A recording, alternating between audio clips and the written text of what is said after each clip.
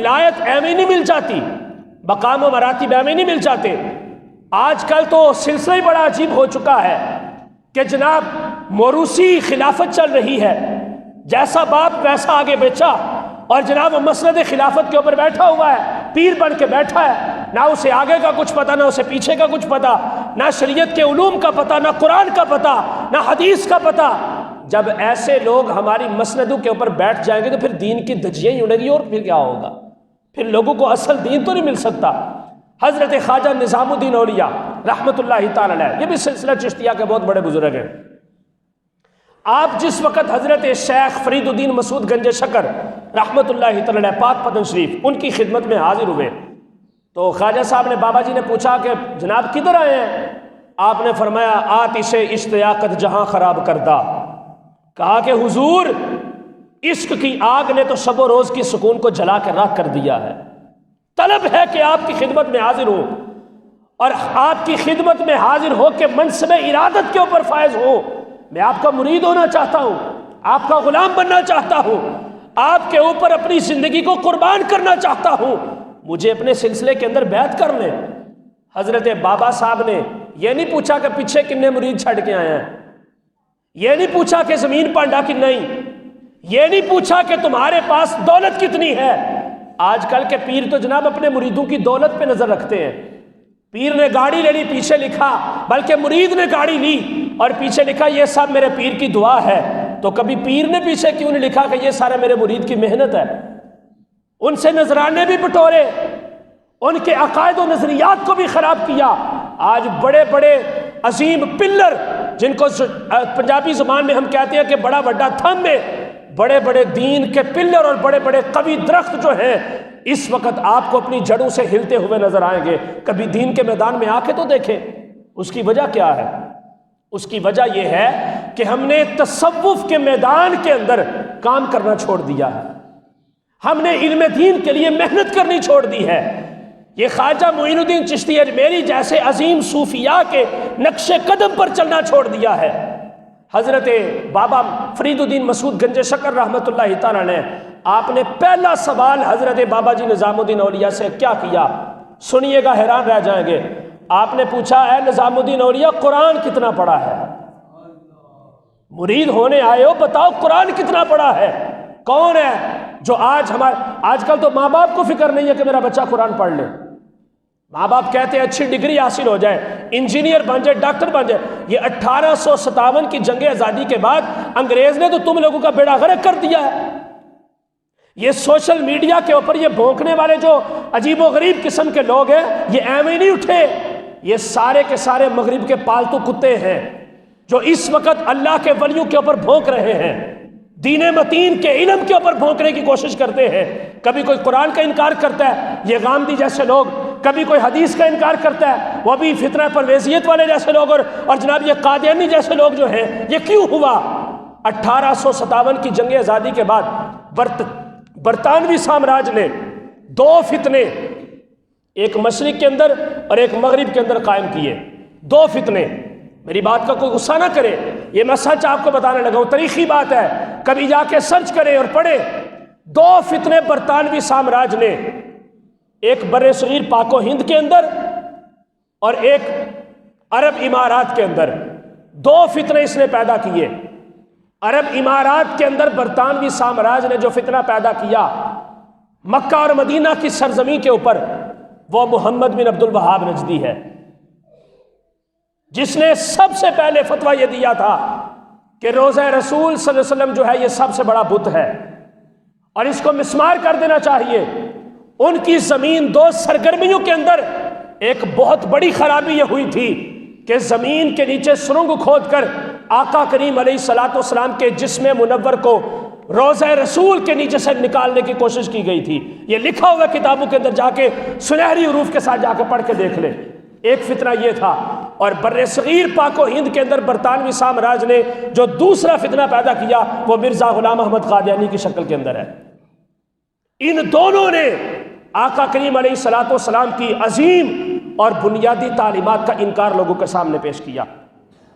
آج ہمیں بالکل کوئی پرواہ ہی نہیں ہم کہتے ہیں بچہ ہمارا پروفیسر بن جائے، ڈاکٹر بن جائے، انجینئر بن جائے، لیکن عالم دین نہ بنے، قرآن کا عالم نہ بنے، سنت کا عالم نہ بنے۔ حضرت شیخ فرید الدین مسعود گنج شکر اتنا بڑا مزار ایویں نہیں بن گیا۔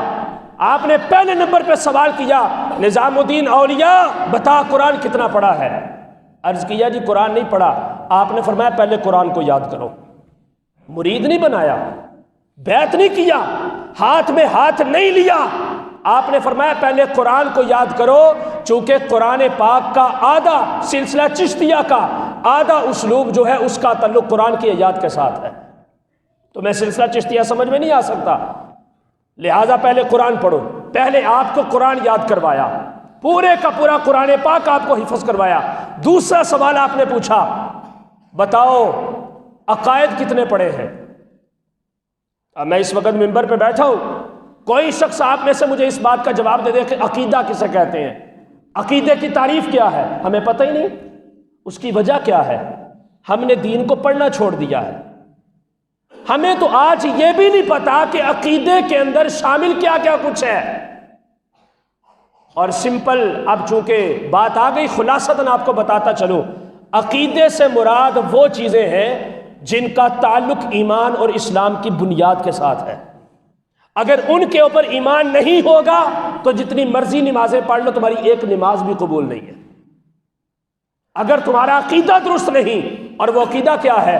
اللہ رب العزت کی معرفت کا علم ہونا چاہیے کہ اللہ کہتے کسے ہیں، خالق کون ہے، اس کی اپنی ذاتی حیثیت کیا ہے، اس کی صفات کا کیا عالم ہے، اس کے کمالات اور اس کی بلندیوں کا عالم کیا ہے۔ اللہ کے بارے میں ہر چیز کا پتہ ہونا چاہیے کہ اللہ ایک ہے، اس کو کسی نے پیدا نہیں کیا، اس کا اپنے آپ اس کا وجود قائم ہے، وہ ازل سے تھا اور ابد تک قائم رہے گا، وہ کبھی ختم نہیں ہو سکتا، اس کا نام ہمیشہ رہے گا۔ یہ اللہ رب العزت کے بارے میں عقیدہ ہے۔ اس کے بعد اللہ کے نبیوں کے بارے میں، جناب محمد رسول اللہ کے بارے میں عقیدہ ہے۔ اس کے بعد آسمانی کتابوں کے بارے میں، اللہ کے فرشتوں کے بارے میں، موت کے بعد دوبارہ زندہ کیے جانے کے اوپر بندے کا ایمان ہونا چاہیے۔ اس کو عقیدہ کہا جاتا ہے۔ حضرت بابا صاحب نے پوچھا کہ نظام الدین اولیاء بتاؤ عقیدہ کتنا پڑھا ہے؟ آپ نے بتایا میں نے عقیدے کے اندر فلاں کتاب پڑھی، میں نے عقیدے کے اندر فلاں کتاب پڑھی۔ ایک کتاب ہمارے درس نظامی کے اسباق کے اندر پڑھائی جاتی ہے امام نصفی کی، اس کا نام ہے شرح عقائد النصفیہ۔ بتایا کہ جی میں نے شرح عقائد پڑھی ہے۔ شرح عقائد جب تک نہیں پڑھو گے تمہیں عقیدہ سمجھ میں نہیں آ سکتا کہ حضور کے صحابہ کی کیا شان ہے، حضور کے اہل بیت کی کیا شان ہے۔ کوئی صحابہ کے اوپر بول دیتا ہے، کوئی اہل بیت کے اوپر بول دیتا ہے، کوئی انبیاء کی خلاف ورزی کر دیتا ہے۔ اس کی وجہ کیا ہے؟ وجہ یہی ہے کہ ہمیں عقائد کا نہیں پتہ، عقائد کا علم نہیں ہے۔ آپ نے کہا جی میں نے فلاں فلاں کتاب پڑھی ہے، آپ نے فرمایا کافی نہیں ہے، ایک اور کتاب ہے عقیدے کی، جناب مولانا ابو شکور سالمی کی کتاب کتاب التمہید، فرمایا وہ ساری کی ساری کتاب ایک ایک سبق کر کے میرے سامنے بیٹھ کر آپ کو پڑھنا پڑے گا، وہ عقیدہ آپ کو سارا سمجھ آئے گا، تو اس کے بعد پھر میں آپ کو اپنے ہاتھ کے اندر لے کے پھر آپ کی بیعت کروں گا۔ کون سا پیر ہے جو آج پوچھتا ہو اپنے مرید سے؟ کون سا استاد ہے جو اپنے شاگرد کو یہ باتیں بتاتا ہے؟ کون سا والد ہے جو اپنے بچے سے پوچھتا ہے؟ ہم تو یہ نہیں پوچھتے کہ بیٹا نمازیں کتنی ہیں، ہم تو یہ نہیں پوچھتے کہ طہارت کے مسائل کون سے ہیں، ہم تو یہ نہیں پوچھتے کہ تمہیں استنجا کرنا بھی آتا ہے کہ نہیں آتا۔ پینٹ پہن لی اور جناب کھڑے ہو کے رستے کے اندر پیشاب کر لیا، وہ پیشاب کی ساری چھٹیں پینٹ کے اوپر بھی پڑ رہی ہیں اور آلہ تناسل بھی آلودہ اور اس کو جناب اپنے کپڑوں کے اندر بند کیا ہوا ہے۔ جب ہر طرف ناپاکی ناپاکی ہوگی تو پھر دعائیں کیسے قبول ہوں گی، برکت کیسے آئے گی؟ اس بچے کو پتا ہو بھائی طہارت کے کیا مسائل ہیں۔ آقا کریم علیہ الصلوۃ والسلام وہ چلتے چلتے سر دست مجھے روایت یاد آ گئی، حضور علیہ الصلوۃ والسلام قبرستان میں گزر رہے تھے، 2 قبر والوں کو عذاب ہو رہا تھا۔ آقا کریم علیہ الصلوۃ والسلام نے صحابہ سے فرمایا کہ ایک کھجور کی سبز اور ہری بھری ٹہنی توڑ کے لاؤ۔ وہ ٹہنی جو تھی وہ توڑ کے لائی گئی، حضور نے اس کے 2 حصے کیے، دونوں قبروں کے اوپر ایک ایک رکھ دی۔ صحابہ نے پوچھا یا رسول اللہ ماجرا کیا ہے؟ آپ نے فرمایا کہ ان دونوں کو عذاب ہو رہا تھا۔ حضور کیوں؟ فرمایا ایک غیبت کرتا تھا، ایک صاحب قبر غیبت کرتا تھا، کیا ہمارے اندر غیبت نہیں ہوتی؟ حضور نے سختی سے منع فرمایا، فرمایا جس نے غیبت کی گویا کہ اس نے اپنے مردہ بھائی کا گوشت کھا لیا ہے۔ غیبت کرنا اتنا بڑا گناہ ہے، اتنا بڑا جرم ہے، کون پسند کرے گا کسی انسان کا گوشت کھانا؟ انسان، زندہ انسان کا گوشت کھانا کوئی پسند نہیں کرتا، تو پھر مردار کا گوشت کھانا کیسے پسند کیا جا سکتا ہے؟ لیکن جناب چپڑ چپڑ باتیں ہوتی رہتی ہیں، جب دو بندے اکٹھے بیٹھ جائیں، کبھی اس کو چھیڑو، کبھی اس کو چھیڑو، کبھی اس کی چھیڑو، اپنے اندر نہیں دیکھنا کہ ہم کہاں پہ بیٹھے ہوئے ہیں۔ حضور نے فرمایا ایک غیبت کرتا تھا اس لیے اس کو عذاب ہو رہا ہے، اور دوسرا پیشاب کی چھینٹوں سے نہیں بچتا تھا، پیشاب کی چھینٹوں سے نہیں بچتا تھا، تو پیشاب کی چھینٹوں سے نہ بچنے کی وجہ سے اس کو بھی عذاب ہو رہا ہے۔ تو فرمایا کہ جب تک یہ ٹہنیاں خشک نہیں ہوں گی اور سبز رہیں گی، اللہ رب العزت کا ذکر کریں گی، تو اس ذکر کی وجہ سے ان قبر والوں کو عذاب کے اندر ہلکا پن محسوس ہو۔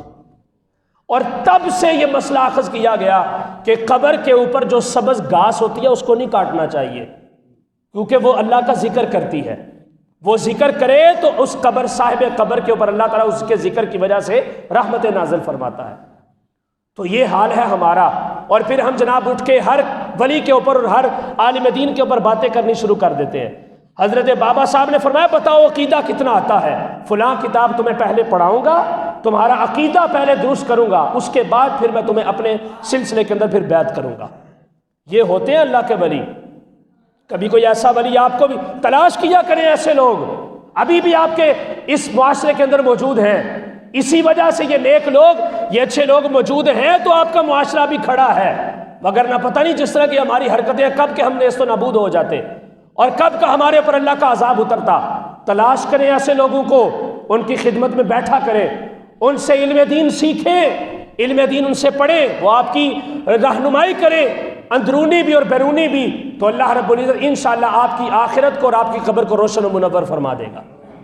لیکن ہمیں یہ چیز گوارا ہی نہیں ہے، ہم بیٹھتے ہی نہیں ہیں اہل علم کے پاس، بلکہ علماء کے سلسلے کے اندر مولوی 10 سال 9-10 سال لگتے ہیں ایک بندے کو مکمل عالم دین بنتے ہوئے، 9-10 سال ایک بندے کو مکمل عالم دین بنتے ہوئے، فارسی کی کتابوں سے لے کر وہ دورہ حدیث تک، ابھی شیخ الحدیث بننا، مفتی بننا، اعلیٰ منازل حاصل کرنا وہ بھی آگے ہے، صرف اور صرف سند علم حاصل کرنے کے لیے 9 سے 10 سال لگتے ہیں ایک بندے کو علم دین حاصل کرنے کے لیے۔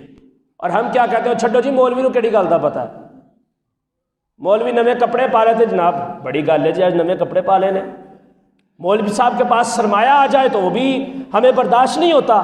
یہ میں اپنے معاشرے کی حقیقت کو بیان کر رہا ہوں، اور یہ وہی بات ہے 1857 کی جنگ آزادی کے بعد انگریز نے یہ ناسور ہمارے اندر پھینکا، اور وہ آج تک پروان چڑھ رہا ہے کہ اہل علم کے پاس نہ بیٹھنا ہے، نہ ان کی بات کو سننا ہے، نہ ان کے طریقے کے اوپر چلنا ہے، جس کی وجہ سے کیا ہوتا ہے، اس دنیا کو تو دین کی پھر ضرورت ہے نا، دین کا کام کسی نہ کسی نے تو کرنا ہے، مولوی تو پھر بننا ہی ہے کسی نہ کسی نے۔ پھر بعض ایسے ہوتے ہیں جو بیچارے بھوکے مر جاتے ہیں، اور بعض ایسے ہوتے ہیں جن کی طبیعتیں بگڑ جاتی ہیں۔ اس کی وجہ کیا ہوتی ہے کہ ہم ان سے تعاون نہیں کرتے، ہم ان کو پوچھتے نہیں ہیں۔ بڑے بڑے سفید پوش لوگ، ہمارے ایک دوست ہیں تو وہ اگلے دن بتا رہے تھے کہ ایک مسجد کے امام تھے، تو انہوں نے پی ایچ ڈی کر لی یا پی ایچ ڈی کرتے تھے، تو یونیورسٹی میں جب جاتے تھے تو وہ موٹر سائیکل پہ جاتے تھے۔ تو ایک دن اپنے دوست کے ساتھ مشورہ کیا کہ یار مجھے شرم آتی ہے، لوگ دیکھتے ہیں کہ ایک عالم دین پی ایچ ڈی کرنے کے لیے آ رہا ہے تو موٹر سائیکل پہ آ رہا ہے، تو ٹوٹی سی موٹر سائیکل ہے میری، تو لہٰذا میں کار لینا چاہتا ہوں۔ وہ کہتے ہیں میں نے پوچھا کہ آپ کے پاس کتنے پیسے ہیں، انہوں نے کہا جی میرے پاس 3 لاکھ روپیہ ہے۔ کہتے ہیں اچھا چلو ٹھیک ہے، 3 لاکھ روپیہ وہ لیا، اور ادھر ادھر سے ذرا لوگوں سے خدمت کروا کے، تعاون کروا کے، تو 7 لاکھ روپے کی نا ان کو مہران گاڑی لے دی۔ مہران گاڑی لے کے دی تو اگلے ہفتے میں وہ مولانا صاحب کے پاس وہ جناب امام مسجد پھر آ گئے، اور آ کر کہا جی آپ کو ایک خوشخبری سنائیں۔ وہ مولانا صاحب نے کہا جی سنائیں۔ انہوں نے کہا میری انتظامیہ والوں نے میری تنخواہ پہلے سے آدھی کر دی ہے کہ بھائی مولوی امیر ہو گیا نے کار رکھ لئیے۔ تو کیا مولوی صاحب کی ضرورت نہیں ہے؟ ہم ایسی باتیں کریں تو لوگ یہ سمجھتے ہیں کہ انہیں اپنا دل دا حال سنان دے رہے، مگر نہیں، خدا کی قسم ایسی بات نہیں ہے۔ اللہ کا شکر ہے جہاں پہ بھی بیٹھے ہیں، بلکہ یہ اللہ کا بہت ہی بڑا شکر ہے، جتنا شکر ادا کرے اتنا کم ہے کہ اللہ تعالیٰ نے مصلی رسول اور منبر رسول عطا فرمایا ہے، اور یہ بڑی بڑی عظیم دولت ہے۔ آپ کیا سمجھتے ہیں کہ اگر کوئی بندہ اپنی بچے کو ڈاکٹر بنا رہا ہے تو کیا اس کو معاشرے کی خدمت کا شوق چڑھا ہوا ہے؟ ہم اپنے بچے کو پڑھاتے ہیں کہ جناب باہر کے ملکوں کے اندر جا کر محنت کرے گا، پاکستان کے لیے محنت کیوں نہیں کرتے؟ یہ خدا داد عطا کردہ یہ سلطنت ہے، اللہ کے کلمے کے اوپر بننے والا یہ ملک ہے، پاکستان کی خدمت کیوں نہیں کی جاتی؟ عوام پاکستان کی خدمت کیوں نہیں کی جاتی؟ اور یہ سلسلہ صرف ہمارے مولویوں کے ساتھ نہیں، بلکہ جتنے بھی علوم علم کا جتنا بھی سرمایہ ہے، یا جہاں جہاں پر بھی یہ علم کے انسٹیٹیوٹ ہیں، چاہے وہ دنیاوی ہیں یا دینی ہے، ہم نے علم کے میدان کے اندر کوئی کام کیا ہی نہیں ہے۔ علم کے میدان کے اندر ہم نے محنت ہی نہیں کی، بس ہم نے کہا جناب پیسہ بناؤ، انڈسٹریاں بناؤ، فیکٹریاں بناؤ، پلاٹ خریدو، زیادہ سے زیادہ سرمایہ خریدو، پیسہ ہوگا تو پھر عزت ہوگی۔ اگر پیسہ ہی صرف کام کا ہے تو پھر شعور کس کو کہتے ہیں؟ تھوڑا سا شعور بھی تو آنا چاہیے۔ تو علم دین کے ساتھ محبت کریں، علم دین کے ساتھ رغبت کریں۔ جو سب سے خاص منصب تھا ایک امام مسجد کا یا ایک خطیب مسجد کا، اس سب سے خاص منصب کو ہم نے بالکل عام کر دیا ہے۔ ہمارے صوفیاء نے ایسی کوئی تعلیم نہیں دی، انہوں نے خانقاہوں کے اوپر بیٹھ کر صرف نذرانے نہیں بٹورے، ان کے پاس جو بھی آتا تھا اس کی تربیت کرتے تھے، اس کے پاس جو بھی آتا تھا اس کو علم دین سکھاتے تھے، اس کے پاس جو بھی آتا تھا اس کو محنت کرواتے۔ آج کون ہمیں ایسی باتیں سکھاتا ہے؟ تو حضرت خواجہ معین الدین چشتی اجمیری رحمۃ اللہ تعالی علیہ نے یہ مقام اور یہ مرتبہ سلطان الہند ہونے کا ایویں ہی حاصل نہیں کیا، بلکہ آپ نے اپنے نفس کو، اپنی جان کو، اپنی ہمت کو اور اپنی ذات کو جو ہے اللہ رب العزت کے دین کی خاطر صرف کر دیا تھا، اللہ رب العزت کے دین کی خاطر قربان کر دیا تھا، رسول اللہ علیہ الصلوۃ والسلام کی اطاعت و فرما برداری کے اندر خود کو قربان کر دیا، جس کی وجہ سے رہتی دنیا تک ان کا نام آج بھی چمک رہا ہے اور انشاءاللہ قیامت تک چمکتا رہے گا۔ تو حضرت اس طرح کے صوفیاء اور بزرگان دین کی جو سیرت ہے وہ ہمیں پڑھنی چاہیے اور ان کے نقش قدم کے اوپر عمل کرنا چاہیے، اور دعا کرنی چاہیے کہ اللہ تعالی ہمیں دین کے ساتھ لگاؤ نصیب فرمائے اور اہل علم کے ساتھ محبت کرنے کی توفیق عطا فرمائے۔ آخری بات ذکر کرتا ہوں، پھر میں اپنی گفتگو کو مکمل کرتا ہوں۔ نبی کریم علیہ الصلوۃ والسلام نے ارشاد فرمایا، بلکہ حضرت سیدنا فاروق اعظم کا ایک بات مجھے یاد آ گئی، آپ فرماتے ہیں اگر مجھے شریعت کا خطرہ نہ ہوتا اور شریعت نے یہ معاملہ حرام نہ کیا ہوتا تو فرماتے میں صرف لوگوں کو دکھانے کے لیے علماء کو سونے اور چاندی کے برتنوں میں کھانا کھلاتا۔ اتنی قدر ہے ایک عالم دین کی۔ تو آقا کریم علیہ الصلوۃ والسلام نے ارشاد فرمایا تمہیں کہیں پر بھی کوئی اہل حق عالم دین اگر مل جائے تو اس سے علم حاصل کرنا۔ اگر تمہارے پاس ٹائم نہیں کہ تم 8-10 سال کا عرصہ صرف کرو کہ تم علم حاصل کرو اور عالم دین کی صحبت میں بیٹھ کے علم پڑھو اور عالم دین بنو، چونکہ ڈیفینیٹلی اب ہمارے معاشرے کے اندر اتنا وقت تو بڑے کم لوگوں کے پاس ہے، تو فرمایا کہ اگر تم علم دین حاصل نہیں کر سکتے تو کم از کم ان کی خدمت میں بیٹھ جانا، ایک لمحے کے لیے اگرچہ بیٹھ جانا، تمہیں کوئی نہ کوئی موتی ضرور مل جائے گا۔ اگر پھر تمہارے پاس اتنا بھی ٹائم نہیں کہ تم تھوڑی سی مصروفیات سے ٹائم نکال کر ان کی بارگاہ میں جا کے بیٹھ جاؤ، تو کم از کم اپنے گھر کی چار دیواری اور اپنی مصروفیات کے اندر رہتے ہوئے ان سے صرف محبت ہی کر لینا۔ ان کے ساتھ محبت کی وجہ سے اللہ رب العزت ہو سکتا ہے کہ تمہاری مغفرت اور بخشش فرما دے، کیونکہ حضور فرماتے ہیں المرء مع من احبا، جو جس سے محبت کرتا ہے کل قیامت کے دن اس کو اسی کے ساتھ اٹھایا جائے گا۔ پھر فرمایا یہ 3 باتیں ذکر کی، پہلا کہ عالم بننا، دوسرا اگر نہیں بن سکتے تو ان کی صحبت میں بیٹھ جانا، تیسرا اگر صحبت میں بھی نہیں بیٹھ سکتے تو کم از کم ان سے محبت کر لینا، فرمایا اس کے علاوہ چوتھا نہ بننا۔ تو چوتھا کون ہوتا ہے؟ وہ مخالف ہوتا ہے۔ فرمایا اہل علم، اہل حق جو واقعتاً باعمل عالم دین ہے، اگر تم محبت نہیں کر سکتے، پاس بیٹھ نہیں سکتے، اس کے نقش قدم پر نہیں چل سکتے، تو کم از کم اس سے نفرت اور دشمنی کا اظہار بھی نہ کرنا۔ یہ حضور علیہ الصلوۃ والسلام کا فرمانا، ہمیں اس کے اوپر عمل کرنا ہے۔ اللہ تعالی ہمیں اہل حق علماء ربانیین کے ساتھ محبت و مودت نصیب فرمائے۔ وآخر دعوانا الحمدللہ رب العالمین۔